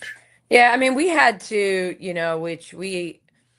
Bugs and Bella seem to get in foul trouble in the same game. That seems to be, if one decides to get in foul trouble, the other does as well. And so I thought our double big lineup, whether it was KJ and Kayla and Kayla, Kayla and KJ, did a good job holding it down for us, when we did have foul trouble, and giving us different looks. And I thought Kayla gave us a low post presence, came in and immediately scored on a post up, which we don't get enough of, and it's something that, we had a year ago in Nettie. But right now, our posts score. And if you combine them, like our posts that play the majority of the minutes and share the minutes at the 5, if you combine their points and rebounds, we get productivity from that position. It just doesn't look like everybody else's, it's rolls, it's rim runs, and so it's offensive rebounding, it's spacing and making threes like KJ did against Iowa State. But, it looks a little different for us. And so, but we need productivity from that position regardless, and we need productivity from Ting. I think Yu Ting is hitting that freshman wall. She's a sophomore. But players that haven't played a full collegiate season, when you get to this month and the wear and tear of, the grind of college sports, and you throw in, we've faced probably the most physical teams in our league back to back to back, in terms of how they guard, whether it's West Virginia, Cincinnati, and then Arizona State might be the most physical team in the league. It takes a toll. And so, I think our bench needs to be a strength of ours. I think at times it has been, and at times it hasn't. But I certainly think we have pieces that can help us win basketball games, and they're always going to get opportunity. It's a matter of them taking advantage of the opportunity when they get it. Jana is such a leader for you, and she's kind of an extension of you on the court. Is she just someone? Do you even have to, when she has a game? She had a game 3 games ago, she didn't score. And then she comes back, and here recently it's like 19, 17, is she someone that just is just naturally confident, and you don't really have to say something after she has a game like that? Or do you kind of have to work her through it and build her back up? What is she like from a psyche standpoint when she has a game like that? And is she able, when she's not scoring, to still do all the other things you need her to do? Yeah, I think it depends on the game. I think she's a resilient kid. I think she's also someone that's never been in this type of position, in February, leading a team, competing for a championship. So she needs grace. She needs grace to have the games where she struggles. I mean, you think about the struggle in that game. I think she was uber confident going into the West Virginia game. I think she'd prepared well, and then she struggled. She struggled with the pressure. She has to learn to back up and go forward. Everything can't be forward and sideways. Great point guards like see traps coming, retreat, dribble, create space, move the ball. So that was a unique challenge for her. I thought her response against Cincinnati, which her career high was at Cincinnati 2 years before that, and they played zone. Even though they're physical, they played zone. She hit some shots early, got better as the game went along in terms of managing the game, what was there, what wasn't there against their matchup zone. So she needs a lot of grace still to learn, and it's a question of, it's never a question of effort. She's always going to give great effort, but she absolutely, there are very few players today that don't need love and attention when they struggle. They're just, I don't know that exists in college sports generationally these days. Like, gone are the days of like the coaches that yell and scream, and it was all, when I used to get called names and all the things, like, believe me, I wanted to cry, but it was like my coach was never going to see me cry. Didn't mean I didn't leave the gym and cry, but no one was going to see it. That's not how these guys were raised. They're raised to show emotion, to be okay with emotion, and there's good and bad about that on both sides of it. But Jan is an emotional kid and an adult. I shouldn't call her a kid. They're all kids to me still. But, I think what she is she wants to be great. She's going to work. She doesn't like to fail.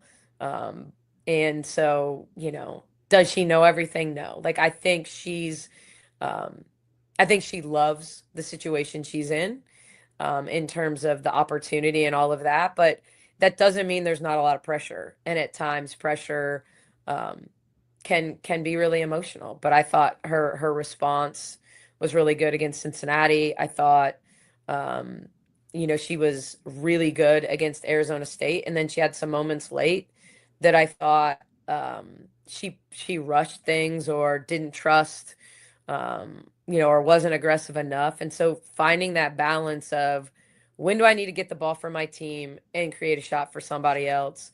When can I defer to Talia? When can I, because their teams are working really hard to make Talia's touches hard, to make it. And so sometimes we need everybody else to step up a little bit more because of the attention that Talia is getting on everybody's scouting report and in their game plan. All right. In the WNBA, did you guys, the last time you were there, had y'all started doing any load management like the NBA, or was that a little bit, or not that much? I would say when I left the league, it was starting to happen, not at the level it is in the NBA, not Gina Oriema like load managing Sarah Strong and giving her rest last weekend. But I think it was starting to be a thing. But we also were playing 34 game schedules, and we would maybe have one back to back. The toughest stretch we had when I was coaching in the league was 6 games in 9 days, which was absolutely absurd. And we finished that with a back to back home in Atlanta on a Saturday afternoon, in New York City. And at that point, it wasn't New York. That year we were playing in Westchester on Sunday at 2. And I remember we were playing elite basketball, and we had won 5 in a row in that stretch. And so we go to New York for that last game, and New York's just playing a sagging zone, and we are just a mess. And I remember like Westchester, where the G League team played there, like the locker room is upstairs. Like, it is the craziest venue. And so I'm upstairs at halftime, and I'm like, look, you guys, if we come back in this game, I'm giving you 3 days off. And we erased a 16-point deficit in about 4.5 minutes and ended up beating New York, like going away by 20 because of that. But I think you're starting to see it more in the league just because they're going to 40+ game schedules. They are chartering now, which makes it a lot different, but there are a few more back-to-backs because of that. And if players are going to get paid more, they got to probably play in more games, which allows them to drive more tickets, all of those things. So it wasn't as big of a thing. You know, you had players like Candace Parker that had had a bad knee, you know, and at some point in her career, you kind of question, is she going to play today? Is she going to not play tomorrow? But it was very driven by her body. Like, I don't think it was just, hey, we're resting her so she doesn't get hurt. It's like, okay, we traveled. Did her knee swell up or didn't it swell up? So it was a thing, but not like it is now. It is leaking into, you just mentioned one instance on the guys' side. This Darren Peterson thing's become such a huge story, and it's hard for me to remember a situation like this where there's a star player and they never know when he might just decide to not play the second half, or they might tell the coach, you know, right before the game he's not feeling well. And so, yeah, I just kind of wondered if all your time in basketball, if you'd ever had like a star. You did have some star players right when you got to Baylor, and you've coached some stars, obviously, in the WNBA, but I can't. This is I've new. had players that didn't really want to practice, but not that didn't want to play in games, you know. Like they would have been fine load managing in practice, you know, but more the Allen Iverson practice thing rather than games. So no, I don't think, you know, obviously culturally, you know, it's just not something that we plan to deal with. You know, I certainly think if you have opportunity, I mean, Gino even said with Sarah Strong, like, she could have played, you know, but if we're going to win by 50 without her, like, not many teams have the luxury of an early February game that, you know, when you step out on the court that you're going to win if you sit your best player. Like, that's just not feasible for the majority of teams. And you talk about Darren Peterson, I mean, end of the Texas Tech game, like, you know, he hadn't done a whole lot, but hits back-to-back threes and puts the game away. Like, I think that's I wouldn't want to be in Bill Self's situation. And I don't know any of the particulars around that other than, is he cramping? Is he not? Is he, you know, I've like heard the dialogue, but probably only people on the inside know. And we haven't seen deputy ADs on sidelines talking to players in the past. Like, I think it's a different time. It's a different time. Money has infiltrated our sport. Gambling has infiltrated our sport. It is what it is. There's good and there's bad to everything. And we're just all learning to manage it, you know, in real time. Like, there's no roadmap. There's no roadmap for what's, you know, kind of going on in college sports right now. I mean, if one of those freshmen told Scott Drew tonight that he couldn't play, Baylor'd have to forfeit. They're down to okay, we can't play. That is that's an interesting. You're right. It's interesting. Could you maybe tell your players before Thursday night's game, I'm going to give you, if you guys will give me everything, I'll give you several days off. Hey, there is always a time and the place for that, but probably not when we have, 5 games in 12 days. That's true. You know? That's true. 3 of those games against, teams that we're truly competing against to win a championship, so. Yeah. But there is no doubt a day off or a team dessert are massive motivators for our group. Okay, I want to hear your thoughts on this TCU team. Obviously they have, a star player. In the past, they've really, at one point he brought in 3 scorers. What are you seeing from this team? We got 2 ranked teams, should be a great matchup. And do you say to your team, hey, do you deal with the fact that they took a couple from you in a row, or do you not even kind of use that as motivation? I mean, obviously you have several players that have been part of that.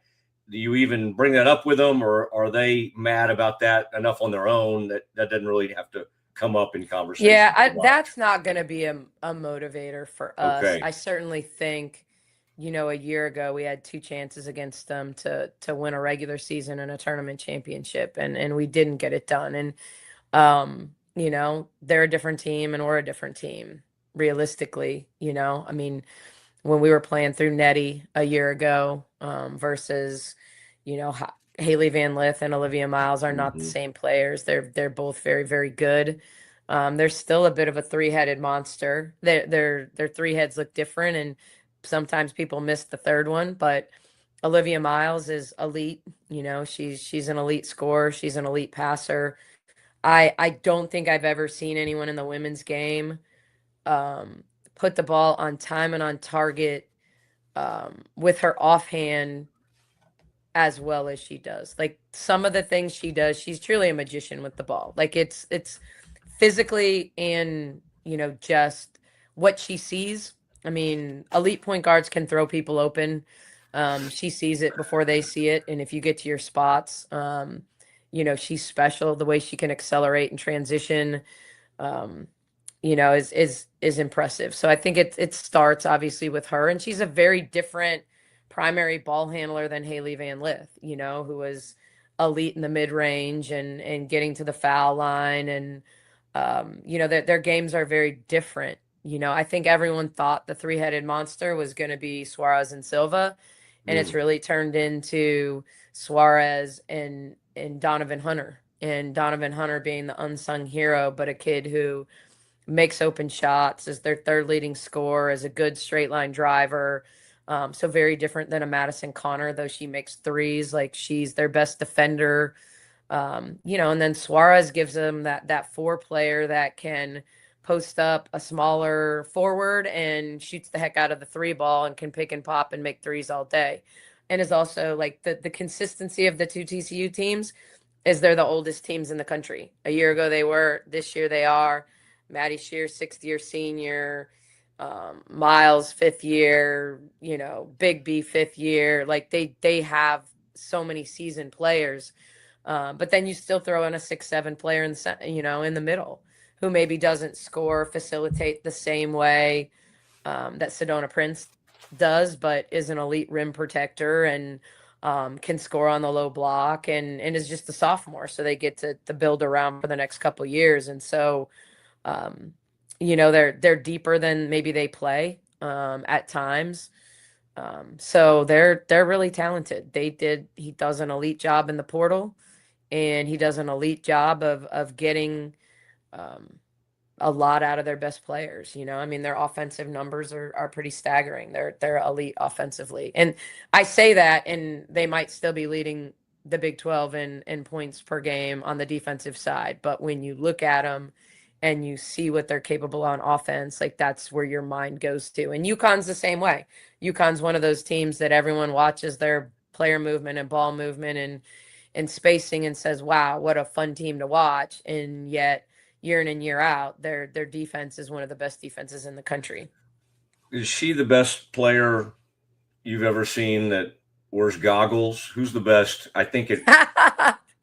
I have more of a memory of the first player, because, like, I feel like generationally, as a Celtic fan, we all used to make fun of Kurt Rambis. Right? Yeah, I mean, it was something about the hair and the mustache, and it was just the whole thing.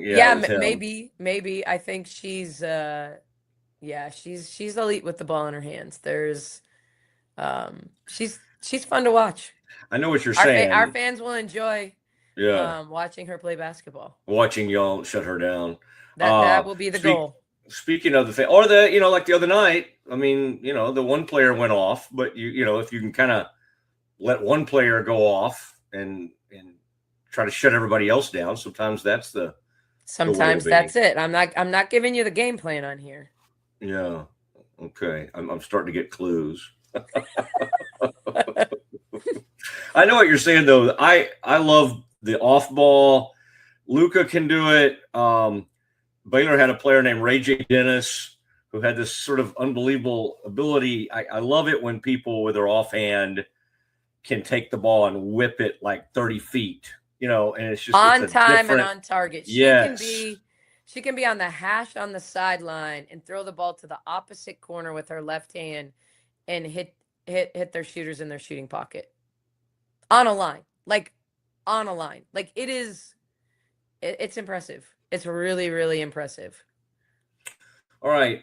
Last thing I had for you. So does your high school recruiting, has the portal changed the way you approach it at all? I mean, are you still all the same travel, all the AAU circuit? Y'all just, and you can't comment on her, but y'all just signed like a big time top 25 AAU. I did kind of check in on where she plays her AAU, and know one of her teammates is, I think, from Louisiana. That's like 6'5", but you got like a big time player. But is it all the same? Do you still pour every bit of resources and travel into the high school circuit, even though you need to go after the portal? I mean, how much is that changed? Yeah, it's a balance, but I certainly think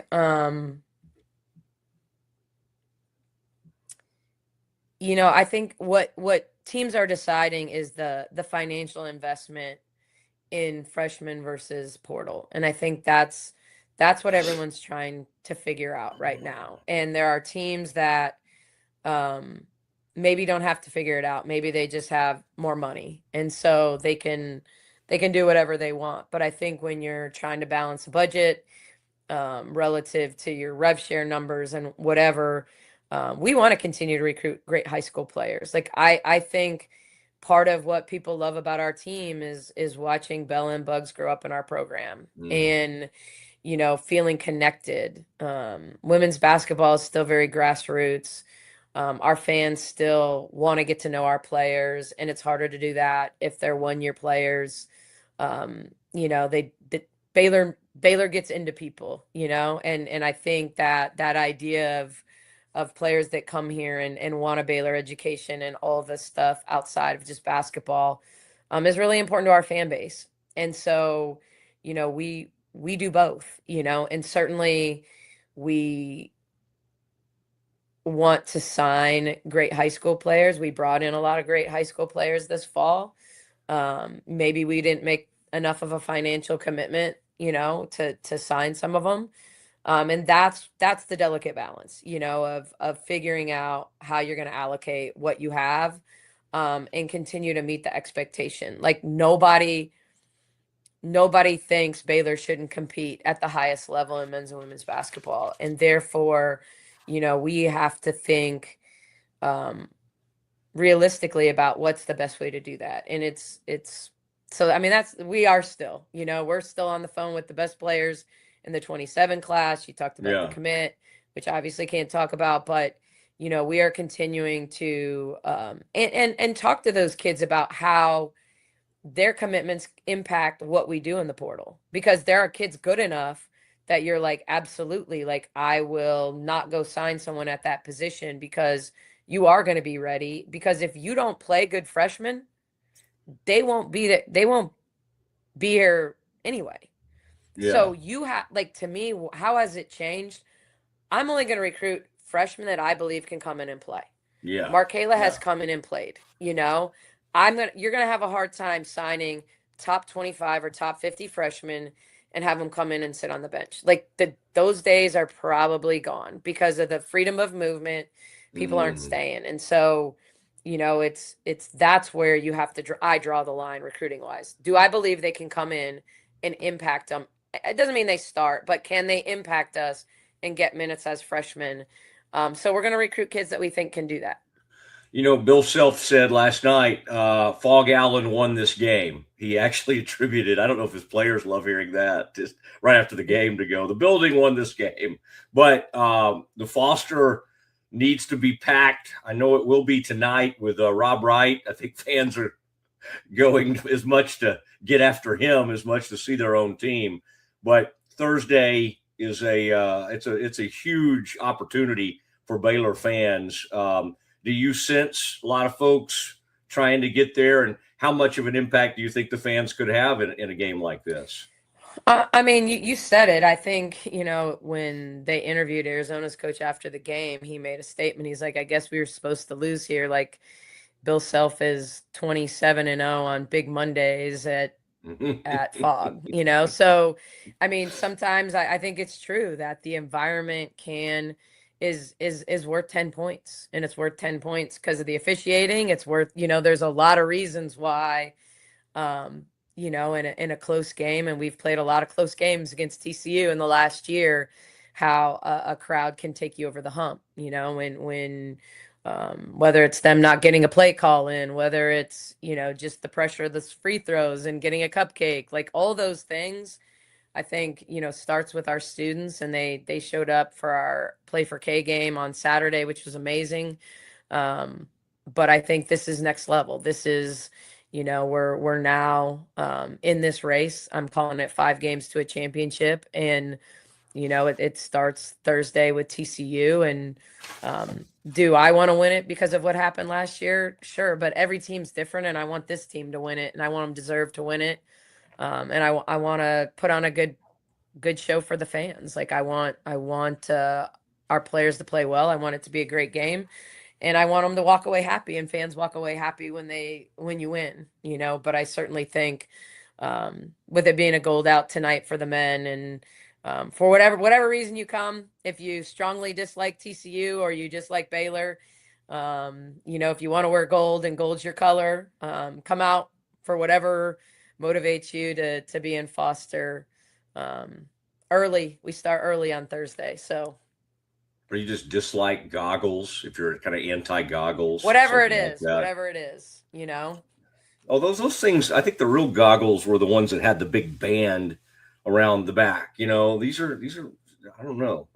Exactly. These are like the Oakley version, like correct. I don't know how they stay on is what I'm saying. They must have a little band or something back there, but I got some when I was in intramurals, and I had gone all, contacts, the whole losing contacts during games, everybody looking for my contacts playing high school ball. Wow. And I got these goggles when I was a senior at Baylor. And it was like the first time I'd truly seen the rim.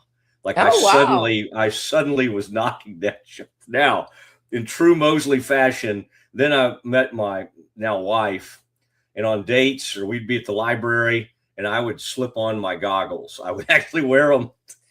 Way to own it. That's leaning in. That's like owning it.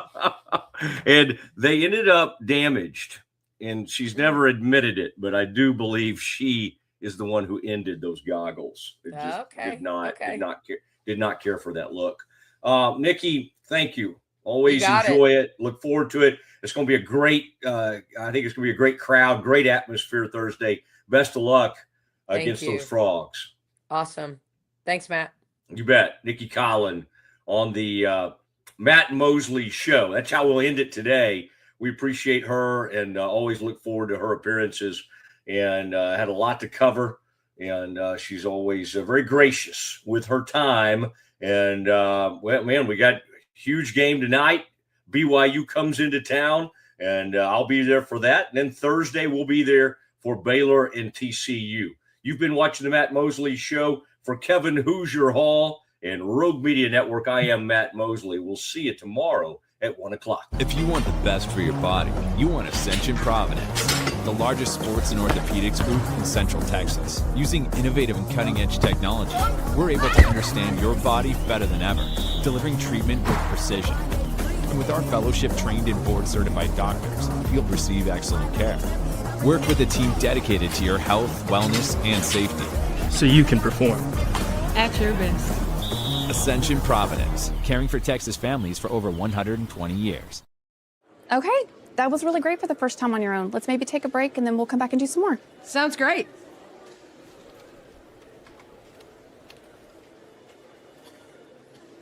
Oh, you're back. That was a fast break. I know. Hi, would either of you be able to assist me? Yes, she'd love to help. Oh, yes. I love assists. Central National Bank, proud partner of Baylor Athletics and Baylor Women's Basketball. Protect your online privacy with NordVPN. Browse securely, access content from anywhere, and keep your data safe with military-grade encryption. NordVPN.com. That's NordVPN.com. Welcome to Kit Bag, the ultimate destination for football fans. Whether you're cheering for Arsenal, Chelsea, Manchester United, or any other top club, for true football passion, think Kit Bag. Visit kitbag.com today. That's KITBAG.com. Kit Bag. Our patented handles were launched in 2018. We continue to push the boundaries of strength training. Join us in making your training more natural and effective. Visit Engels90.com to learn more and revolutionize your workout. We offer fast shipping, exceptional customer support, and furniture solutions that stand up to high traffic environment. Elevate your space with BizChair's vast selection of stylish, reliable, and cost-effective furniture. Visit us today at bizchair.com to transform your business. Circulon C1 Series Clad with Scratch Defense Non-Stick. Maximize cooking, minimize cleaning. Discover the unmatched durability and elegance scratch-free, worry-free, forever. At Tusain's, we understand that maintaining a healthy lifestyle can be challenging, especially in today's fast-paced world. That's why our mission is to make fitness accessible to everyone, anywhere. Visit Tusains.com today and start your journey to better health. That's TOUSAINS.com. Farmhounds offers natural treats and chews made with quality products that support family farm, regenerative agriculture, and humane farming practices. Give your dog the best with wholesome, organic ingredients that promote health and happiness. Shop now at farmhounds.com.